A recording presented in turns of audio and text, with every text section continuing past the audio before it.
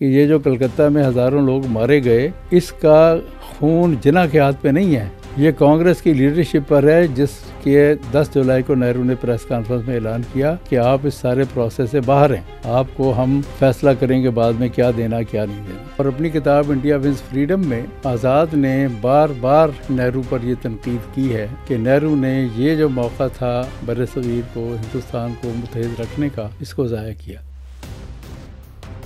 जी अस्सलाम वालेकुम, मैं हूं शहजाद चौधरी और आप देख रहे हैं पाकिस्तान नेशन टाइम्स। नाज़रीन, डॉक्टर इश्तियाक अहमद साहब ने जो पाकिस्तान कैसे बना, जाहिद चौधरी साहब और हसन जाफ़र ज़ैदी साहब का जो एक इल्मी और तारीख़ी काम है, उस पर जो एतराज़ात उठाए थे, उसके जवाब में जो डॉक्टर साहब ने 9 एपिसोड में कमेंट्स किए, उसके आज 7वें एपिसोड के जवाब के लिए हम हाज़िर हैं। आज जो डॉक्टर साहब ने पिछले कमेंट्स में बात की, उस पर आपका जो फ़ीडबैक, आपके जो सवालात हैं, वो हम तक पहुंच रहे हैं। तो सबसे पहले तो मैं मशकूर हूं पाकिस्तान के नामवर दानिश्वर, मुहक्किक, तारीख़दान जनाब हसन जाफ़र ज़ैदी साहब का कि उन्होंने कीमती वक्त में से वक्त इनायत फरमाया और हमारे नाजरीन तक और आम आवाम तक जो है तारीख़ी जो एक बहस का आगाज़ हुआ, उसमें जो उनके दलाइल हैं, उनके जो एतराज़ात के डॉक्टर साहब के एतराज़ात के जवाबात हैं, वो आप तक पहुंच रहे हैं। Thank you so much sir, ये आपने कीमती वक्त में से वक्त इनायत फरमाया। सर, इस एपिसोड में डॉक्टर साहब ने जो पिछली किस्त में भी हमारी बहस का मौजू था, उन्होंने कहा कि कैबिनेट मिशन जो है उसको मुस्लिम लीग ने, जिन्ना ने और कांग्रेस ने आधा आधा मान लिया था। सर, हमने तो पिछले एपिसोड में कुछ और आपसे सुना था। जी शुक्रिया शहजाद, ये आपकी एफ़र्ट वाकई काबिल तहसीन है। देखिए, ये जो ग्रुपिंग स्कीम तजवीज़ की गई कैबिनेट मिशन की जानिब से, सारे स्टेक होल्डर्स के साथ तवील मीटिंग्स करने के बाद, ये इसने एक ऐसी उम्मीद या एक ऐसा मौका फराहम कर दिया था इस बर्र-ए-सग़ीर की सारी क़यादतों के लिए कि ये एक यूनिटी बरकरार रह सके, जिसके अंदर बहुत दरारें वाज़े हो चुकी हुई थी और उसको इकट्ठा रखने का ये एक बहुत अच्छा फार्मूला था।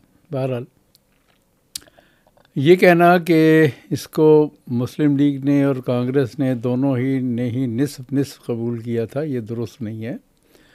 कांग्रेस ने तो ज़रूर निस्फ कबूल किया था, लेकिन मुस्लिम लीग ने, जिन्ना ने कौंसिल मुस्लिम लीग से जो मंजूरी ली थी, वो इस पूरे मंसूबे की मंजूरी ली थी और कंप्लीट जो ये फार्मूला था ट्रांसफ़र ऑफ पावर का, इसको मुकम्मल तौर पे मंजूर किया था, इसको पार्शियली मंजूर नहीं किया था।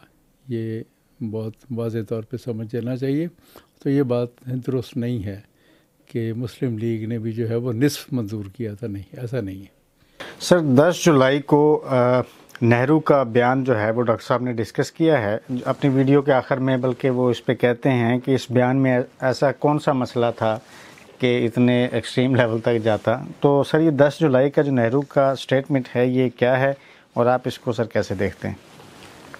देखिए, बात तो जैसे ही ये ग्रुपिंग स्कीम आई है, तो कांग्रेस के मुख्तलिफ रहनुमाओं की तरफ से इसकी मुखालफत शुरू हो गई थी।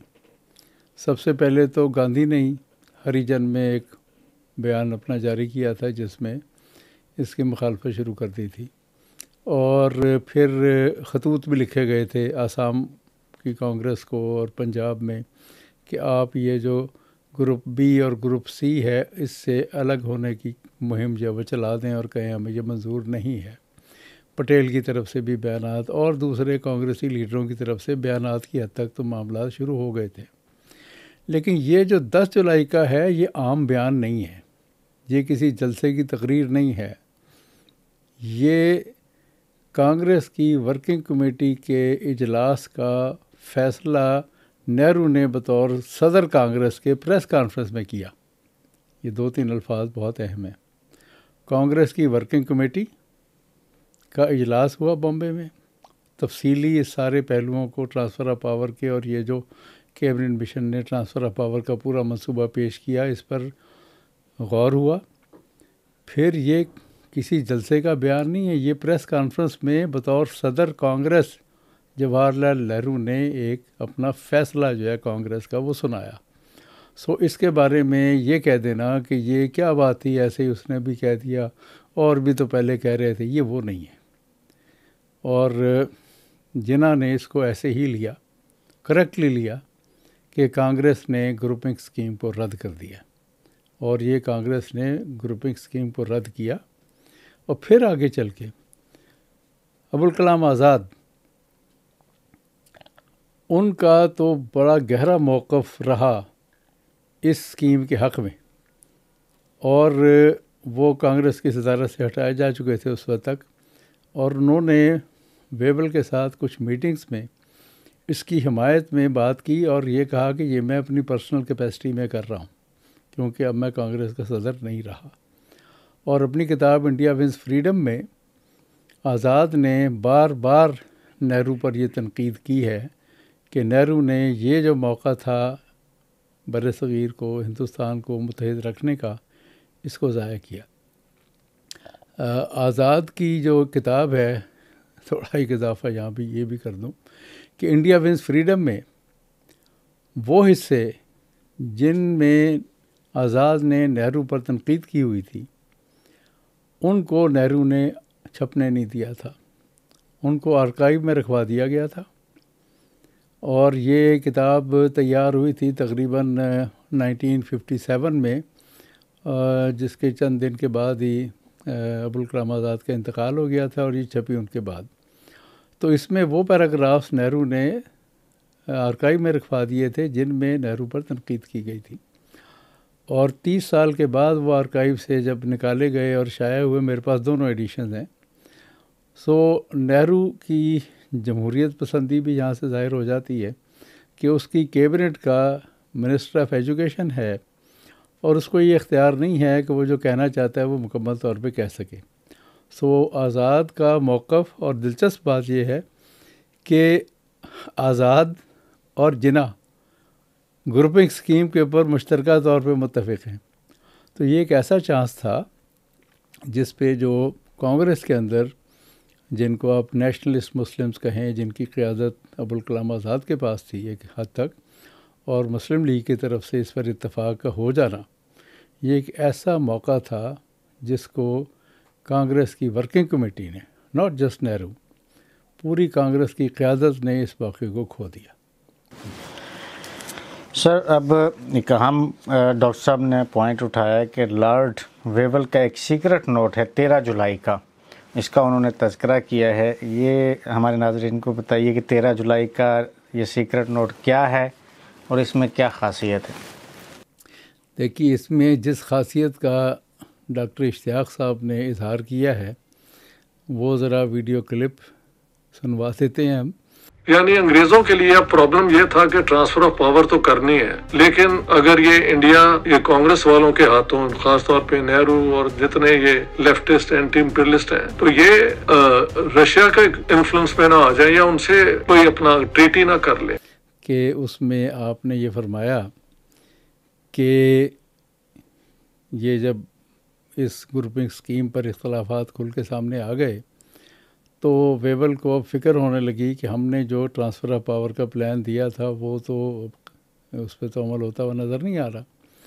लेकिन हिंदुस्तान में as a whole law and order की सिचुएशन, कम्युनल टेंशन की सिचुएशन और बहुत सारी चीज़ें, जैसे पिछली भी मीटिंग में ज़िक्र हुआ है कि बहरिया की हड़ताल हो चुकी थी, आज़ाद हिंद फ़ौज के जो मुकदमे थे, तो एक वेव जो है ना वो बिल्ड होनी शुरू हो गई थी बड़ी ऐसी, जिसके ऊपर के लॉ एंड ऑर्डर के हवाले से वेवल को फ़िक्र थी। और उनका ख्याल ये था कि ये ट्रांसफ़र ऑफ पावर का मामला तय हो जाएगा तो हम किसी सिम्स की तरफ चल पड़ेंगे।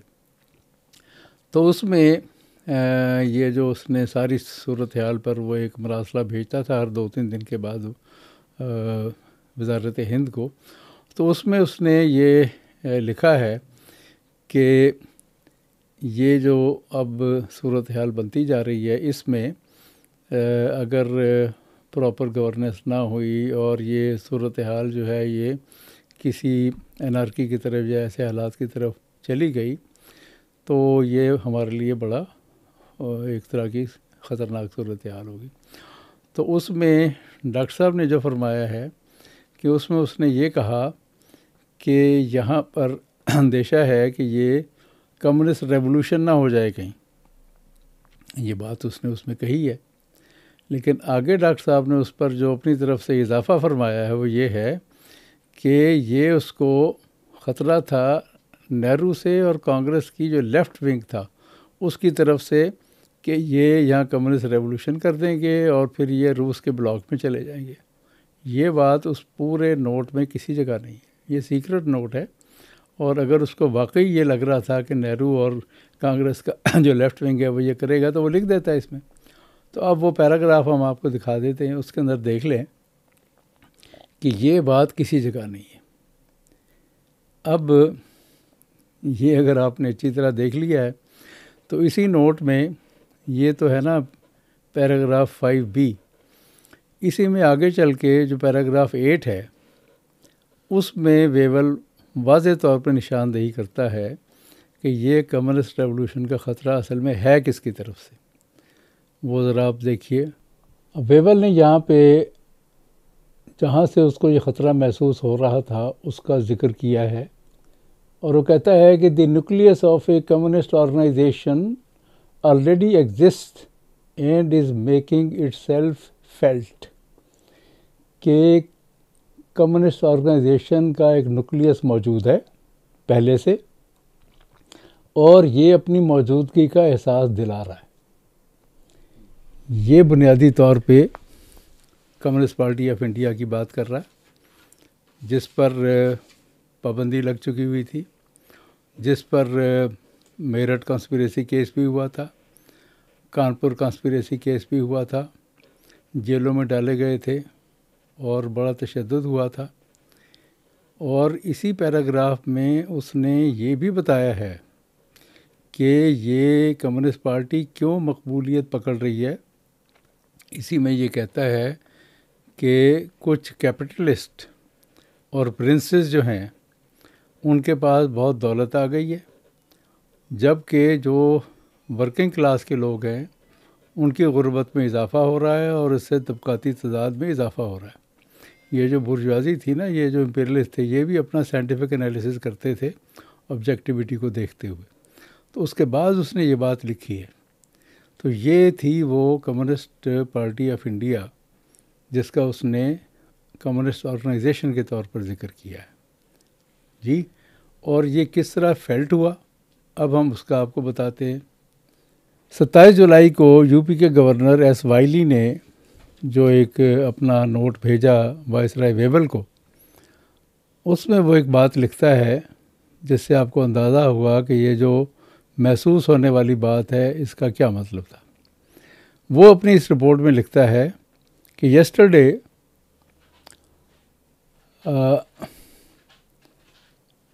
a letter came in from the superintendent of police of Allahabad, of which I think I had better let you have a copy. तो इसने सुपरिटेंडेंट पुलिस इलाहाबाद की एक रिपोर्ट का जिक्र किया जिसके बारे में वो कहता है कि मैं इसकी कॉपी भी आपको भेज दूंगा। अब इस रिपोर्ट पर वो क्या कह रहा है? As you will see, he reports that the communists are getting at our police, यानी कम्युनिस्ट जो हैं वो हमारी पुलिस में भी आ रहे हैं, हमारी पुलिस में शामिल होना शुरू हो चुके हैं। ये वो सूरत हाल थी जिसके बारे में जो वेवल के 13 जुलाई वाले नोट में ज़िक्र है कि हमें इस न्यूक्लियस ऑफ कम्युनिस्ट ऑर्गेनाइजेशन का जो वजूद है वो फ़ील हो रहा है, इस तरह से फ़ील हो रहा था। तो जनाब ये वो अंदेशा था जिससे वेवल को महसूस हो रहा था, जिसका ज़िक्र उसने किया कि अगर यहाँ मुनासिब तरीके से ट्रांसफ़र ऑफ पावर हम करके ना गए तो उस सूरत में यहाँ इस तरह की एक बेचैनी और एक ऐसी कैफियत पैदा हो सकती है जिससे ये जो न्यूक्लियस ऑफ कम्युनिस्ट ऑर्गेनाइजेशन है ये फ़ायदा उठा सकता है और यहाँ पर एक कम्युनिस्ट रेवोल्यूशन हो सकता है। सर, कम्युनिस्ट तहरीक का इंडिया में जो है वो क्या किरदार था? क्योंकि डॉक्टर साहब जो है, जैसे अभी आपने बताया कि जिस असल तहरीक से ख़तरा था या जिसको महसूस कर रहे थे लॉर्ड वेवल, उसकी बात की गई है, तो इसके बारे में सर आगाह फरमाइएगा, और बाद में कम्युनिस्टों के साथ क्या हुआ और क्या तहरीक किस तरह से चलती रही? जी, हमारे डॉक्टर साहब को ये बहुत मोहब्बत है इस बात से कि वो कम्युनिज़म का ताज नेहरू के सर पे पहना देते हैं। बहरहाल उनको अगर ऐसा लगता है तो हम क्या कह सकते हैं। लेकिन हमने पिछली एक वीडियो में भी ये बताया था कि नेहरू का सोशलिज़म भी फेक था, और उसने जो सोशल डेमोक्रेट थे जिनका जिक्र हमने किया, जयप्रकाश नारायण, राम मनोहर लोहिया वगैरह को भी जेल में डाला। तो पावर में आने के बाद नेहरू ने कम्युनिस्टों के साथ जो कुछ किया, इसमें बहुत सारे अहम नाम हैं। जे गोपालन हैं, ये नवोदरीपाद हैं केरला के, और सुरजीत सिंह हैं पंजाब के, और डांगे हैं। ये अहम लीडर थे सीपीआई के। इनको बार बार जेल में डाला जाता था, और फिर जो कम्युनिस्ट पार्टियां बंगाल और केरला में ज़्यादा मजबूत हो गई थी, और वहाँ पर उन्हीं के दबाव में कुछ लैंड रिफॉर्म्स पे अमल भी हो गया था। बाकी सूबों में नहीं हो सका था, उसका हम जिक्र पहले कर चुके। तो नवोदरीपाद इलेक्ट हो गए 1957 में केरला में। उनकी पार्टी जो थी सीपीआई, उसको मेजॉरिटी मिल गई और उन्होंने हुकूमत बना ली। उससे नेहरू और कांग्रेस की लीडरशिप को बड़ी तकलीफ़ थी कि ये सूबा उनकी चुंगल से निकल गया, और वहाँ उन्होंने फिर एक्चुअल रिफॉर्म्स करनी शुरू कर दी। जिसके बाद 2 साल के बाद ही 1959 में नेहरू ने नवोदरीपाद की हुकूमत को बरतरफ कर दिया, और फिर ये सिलसिला जारी रहा नेहरू के 17 साल के दौर में। उस वक्त के आप अखबारें देखें, और आजकल तो ये बड़ा आसान है। मैं जो नौजवान व्यूअर्स हैं उनसे कहूँगा कि it is just 1 click away. आप ये लिखिए कि communist who were gelled in Nehruvian period, आपके सामने पूरी लिस्ट आ जाएगी कि किन कम्युनिस्ट लीडरों को नेहरू साहब ने जेलों में डाला। इसी तरह से आप कोई भी इंफॉर्मेशन, अब तो ये ChatGPT कह लें या AI कह लें या ग्रोक कह लें, फैक्ट कंफर्मेशन की जो है वो कह लें, it is just 1 click away. मैं जो कह रहा हूँ उसके ऊपर यकीन करें ना करें, आप ख़ुद देख लें कि नेहरूवियन पीरियड में कम्युनिस्टों के साथ जो कुछ हुआ। सो ये वो कौन सा कम्युनिस्ट खौफ था नेहरू के हवाले से जिसका डॉक्टर साहब ने ज़िक्र किया है कि उसकी वजह से वो ये अपने वेवल ने अपने नोट में ज़िक्र किया कि यहाँ पे एक ऐसा कम्युनिस्ट इनकलाब आ जाएगा जो इसको रूस के पास ले जाएगा। सर, इसमें जो नेहरू साहब का जो आगे जाके उन्होंने नॉन अलाइ किरदार के तौर पे, जिस तरह पाकिस्तान जो है, पाकिस्तान को वो कहते हैं कि अमेरिकन गोद में चले गए, जबकि नेहरू की पॉलिसी जो थी वो दूसरी थी। ये सर पूरी तरह क्या हकीकत है? उसका जो उनकी पॉलिसी थी वो दुरुस्त थी या उसका क्या तरीक़ाकार था? ये दुरुस्त है कि नेहरू ने प्लेइंग वेरी स्मार्ट, इनमें से किसी भी एक ग्रुप का हिस्सा नहीं बने, और जिसका उसमें वेवल के नोट में भी जिक्र है कि हमें एक डिफेंस पैक्ट जो है वो डिफेंस अरेंजमेंट हमें करना होगा। पैक्ट की बात नहीं है उसमें, डिफेंस अरेंजमेंट हमें करना होगा। तो वो डिफेंस अरेंजमेंट उस वक्त उनके दूर दराज ख्वाब ख्याल में नहीं था कि हमें पाकिस्तान बना कर करना होगा, क्योंकि सीक्रेट नोट्स पे तो ये बातें लिख दी जाती हैं ना, ऐसा कुछ नहीं है। लेकिन नेहरू ने दोनों ब्लॉक से बेस्ट ऑफ दी, कहते हैं ना, making best of the 2 worlds, कि दोनों दुनियाओं से उसने बेस्ट हासिल करने की कोशिश की अपनी नॉन अलाइंड पॉलिसी रखते हुए, सोवियत यूनियन से भी और वेस्टर्न ब्लॉक से भी। यानी ये कहाँ लिखा है कि वो वेस्टर्न ब्लॉक से निकल गया था और सोवियत ब्लॉक में चला गया था। वो नॉन अलाइंड रहते हुए उसने जो कुछ किया उसमें उसने दोनों ब्लॉक से भरपूर फ़ायदा उठाया।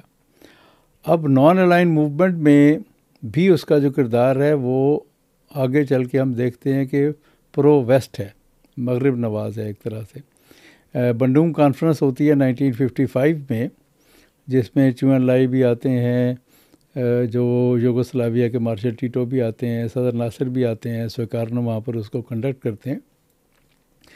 और बहुत सारे अफ्रो एशियाई जो लीडर्स हैं, जो नई नई वेव्स उस वक्त आई थी लिबरेशन की, उसमें वो इमर्ज करके आए थे। Nkrumah was also one of them, और बहुत से लीडर हैं। तो हुआ ये कि बंडूंग में सारे ये लीडर्स चू एन लाई के गिर्द जमा हो गए, और चू एन लाई का इमेज एकदम से बहुत बिल्ड हो गया as a new emerging leader of third world का लफ्ज़ भी वहीं से नक्रोमा ने दिया। और नेहरू वहाँ पे साइडलाइन हो गया था एक तरह से, और Nehru was trying to build his image against Chou En Lai, जिसके अंदर वो नाकाम हुआ। तो नॉन अलाइन मूवमेंट एक तरह का इसने बैलेंस रखा, और स्टांस इसका टुवर्ड्स वेस्ट था। अगर टुवर्ड्स कम्युनिज़म या सोशलिज़म होता तो जो पब्लिक, जो लीडर्स चू एन लाई की तरफ गए वो इसकी तरफ आते। तो ये मैं कहूँगा नॉन अलाइन मूवमेंट के बारे में।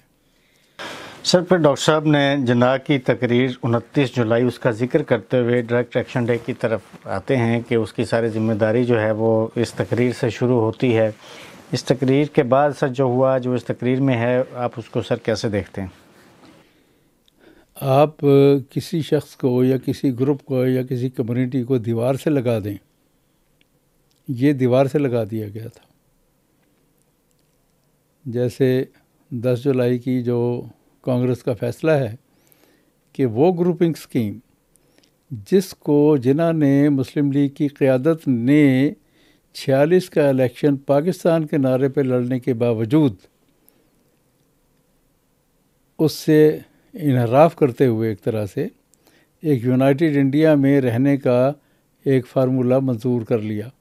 यानी ये मैक्सिमम था जहाँ पे जिना जा सकता था, इससे आगे जिना नहीं जा सकते थे। और कौंसिल मुस्लिम लीग को कन्विंस करने के जो आर्गूमेंट्स हैं उसके अंदर उन्होंने बार बार ये कहा कि आप इसको ही पाकिस्तान समझ लें, और हम 10 साल के बाद फिर देख लेंगे कि हमें इसी अरेंजमेंट में चलना है या हमें इसमें कोई रद्द-बदल करना है।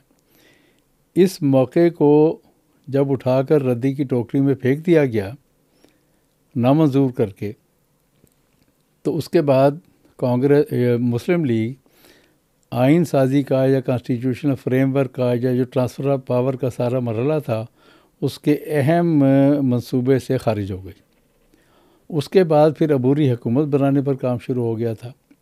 उस अबूरी हुकूमत के प्रोसेस में भी बाई एंड ऑफ जुलाई, ये जब 29 जुलाई को जिन्हों ने ये ऐलान किया है, उसके बारे में भी ये बरतानवी हुकूमत फ़ैसला कर चुकी थी कि ये भी, इसमें भी कांग्रेस को शामिल करके ये अबूरी हुकूमत बना दी जाए।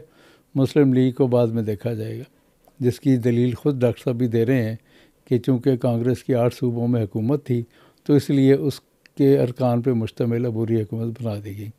तो यानी अब वो जो पूरा प्रोसेस था ट्रांसफ़र ऑफ पावर का, कि आइनी जो फार्मूला बनना है ग्रुप स्कीम के तहत, उससे भी मुस्लिम लीग बाहर, अबूरी हुकूमत जिसके ज़रिए ये ट्रांसफ़र ऑफ पावर का अमल दरामद होना है उससे भी बाहर। उसके बाद फिर आपके पास क्या रह जाता है? जो जिन्ना ने अपनी तकरीर में कहा कि आज से पहले हमने अपनी सारी जद्दोजहद आइन साजी और कॉन्स्टिट्यूशनल फ्रेमवर्क में रखी है, कॉन्स्टिट्यूशनल तरीक़ों से रखी है, लेकिन दूसरी तरफ से बरतानिया और कांग्रेस की तरफ से पिस्तौल इस्तेमाल होता रहा है, जबर इस्तेमाल होता रहा है। हमने आज तक ऐसा नहीं किया, but now I also have a pistol in my hand. ये पूरा कॉन्टेक्स्ट है। अब डॉक्टर साहब आधी बात बताते हैं, पूरी बात नहीं बताते। इसके बाद फिर डायरेक्ट एक्शन डे की अपील की गई। इससे पहले जिन्हों ने कभी सड़कों पर आके एहतजाज करने की अपील नहीं की थी, ये इस बैकग्राउंड में आकर डायरेक्ट एक्शन डे की कॉल दी गई। अब ये बैकग्राउंड जिसकी वजह से डायरेक्ट एक्शन डे की कॉल दी गई, इसका ज़िम्मेदार कौन है?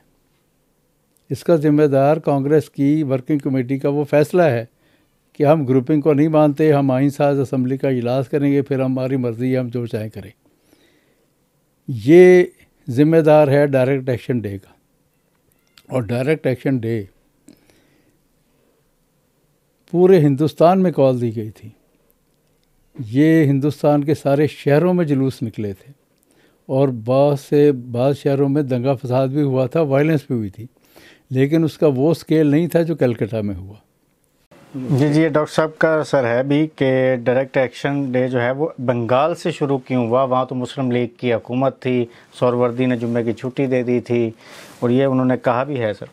अब देखिए ना, इतने बेसिक फैक्ट्स ऑफ हिस्ट्री जो है ना, उनसे जब हम इस तरह से इनहराफ करते हैं तो ये तारीख़ से नाइंसाफ़ी है। डायरेक्ट एक्शन डे की कॉल का जो बयान है जिना का, वो पढ़ें और उसके जवाब में फिर मुख्तलिफ़ अखबारों में कवर हुआ है कि लाहौर में भी निकला, पेशावर, मुख्तलिफ़ हर बड़े छोटे शहर में छोटे बड़े जुलूस मुस्लिम लीग ने डायरेक्ट एक्शन डे की कॉल पे निकाले। ये कहा जिन्होंने ने कहा था कि ये हम सिर्फ कलकत्ता में करने जा रहे हैं, हर जगह निकले। कलकत्ता में ये हुआ कि वहाँ पर बहुत बड़ी तादाद मशरक़ी बंगाल से आए हुए मुसलमान मेहनत कशों की थी और वही आगे चल के फिर नवाखली के साथ लिंक मैं उसको करूँगा। वो ये अब दो काम हो चुके थे कि मुस्लिम लीग आइन साजी के अमल से भी बाहर, इंतकाल इक़्तिदार के लिए अबूरी हुकूमत से भी बाहर। इस सब को देखते हुए जो कलकत्ते का वर्कर था मुसलमान, उसके पास ये अपनी जद्दोजहद के लिए उसने वो इस्लामी नारे भी लगाए जिसका डॉक्टर साहब ने जिक्र किया है कि रमज़ान है, ये सब रेटरिक होता है। फिर जब आप एक इस स्टेज पर ले आएँ, असल बात यह है कि इस स्टेज तक लाया कौन, उसका भी जिक्र करें। वो जब हुआ तो फसाद शुरू हो गया। मुसलमानों ने हिंदुओं को, हिंदुओं ने मुसलमानों को मारा। 3 दिन तक वो खूनरेज़ फसादात जो हैं कलकत्ता के, जिसमें 5000 से लेके और ज़्यादा फिगर्स बताई जाती हैं, वो हुआ। उसके बाद क्या हुआ, ये जो वर्कर आया हुआ था ईस्ट मशरक़ी बंगाल से, नवाखली से, इनकी डेड बॉडीज़ जब वहाँ पहुँची तो वहाँ के लोगों ने फिर जो वहाँ पर हिंदू, और वहाँ हिंदू अपर क्लास के लोग थे, बड़े ज़िम्मेदार थे या साहूकारा करते थे, उन पर हमले शुरू कर दिए। और इसी तरह से बिहार में हुआ। तो ये एक्शन एंड रिएक्शन का सारा प्रोसेस जो है, उसको तीली लगाने वाला कौन था, उसकी ज़िम्मेदारी फ़िक्स करें ना कि ये जो कलकत्ता में हज़ारों लोग मारे गए, इसका खून जिना के हाथ पे नहीं है, ये कांग्रेस की लीडरशिप पर है, जिसके 10 जुलाई को नेहरू ने प्रेस कॉन्फ्रेंस में ऐलान किया कि आप इस सारे प्रोसेस से बाहर हैं, आपको हम फैसला करेंगे बाद में क्या देना क्या नहीं देना। सो इस पर्सपेक्टिव में रख के इसको देखना चाहिए। सारे हिंदुस्तान में हुआ, अकेले कलकत्ता में नहीं हुआ। कलकत्ता में होने की वजूहत आपको बता दी हैं, और फिर ये फैला नवाखली में, बिहार में, फिर ये पंजाब में भी आ गया, और बाकी जगहों पे फिर ये फसाद बढ़ता चला गया। सर डॉक्टर साहब कहते हैं कि ये डायरेक्ट एक्शन डे जो है, ये तो अंग्रेज़ों के ख़िलाफ़ ऐलान करता था, तो वहाँ पर तो अंग्रेज़ों के ख़िलाफ़ एक हमला नहीं हुआ, हिंदू और सिख मारे गए वहाँ पर। देखिए, ये जो ग्रुपिंग स्कीम से बाहर किया, ये अंग्रेज़ ने तो नहीं किया, ये तो कांग्रेस की वर्किंग कमेटी ने किया। और ये अबूरी हुकूमत के प्रोसेस में कांग्रेस शामिल हो गई, मुस्लिम लीग को बाहर कर दिया। ये किसने किया? अंग्रेज़ ने किया। तो बुनियादी तौर पर जो बात अभी समझ में नहीं आती हमारे डॉक्टर साहब के और बाज़ इस तरह के दोस्तों की, कि ये कम्युनिटी को रिकग्नाइज़ नहीं करते। जब एक कम्युनिटी को आप दीवार से लगा देते हैं और वो उस अमल में एक दूसरी कम्युनिटी जो है वो रोल प्ले कर रही है, ये डिनाइल किसने किया? क्या अंग्रेज़ ने किया डिनाइल कि ये ग्रुपिंग स्कीम नहीं होगी? अंग्रेज़ ने तो नहीं किया। वेवर तो आखिर तक कोशिश करता रहा, इसका जिक्र आगे आएगा, कि ये ग्रुपिंग स्कीम पे अमल होना चाहिए। इसका ख़ात्मा जिसने किया, उसकी नुमाइंदा अक्सरियत हिंदू की जो जमात है वो कांग्रेस थी, और उसके हवाले से लोगों, इनका निशाना हिंदू ही बनने थे और कोई नहीं बनना था। बहुत शुक्रिया सर। नेक्स्ट जो है सर, आपका कीमती वक्त जो है हमें फिर दरकार होगा। आखिरी जो 2 एपिसोड हैं डॉक्टर साहब के, उनके एतराज़ात पर बहुत शुक्रिया। जी नाज़रीन, आप देख रहे हैं इस तारीख़ी बहस और इल्मी बहस में जवाब जो हैं वो दलील के साथ आ रहे हैं, और जो डॉक्टर साहब ने दलील के साथ अपने डॉक्यूमेंट्स के साथ एतराज़ात उठाए हैं उस पर उसी तरह दलील के साथ जवाबात आ रहे हैं। नाज़रीन फ़ैसला करें, और जो आपके सवालात हों वो डॉक्टर साहब से सवालात हों या हसन जाफ़र ज़ैदी साहब से सवालात हों, ज़रूर कमेंट्स में बताइएगा। बहुत शुक्रिया।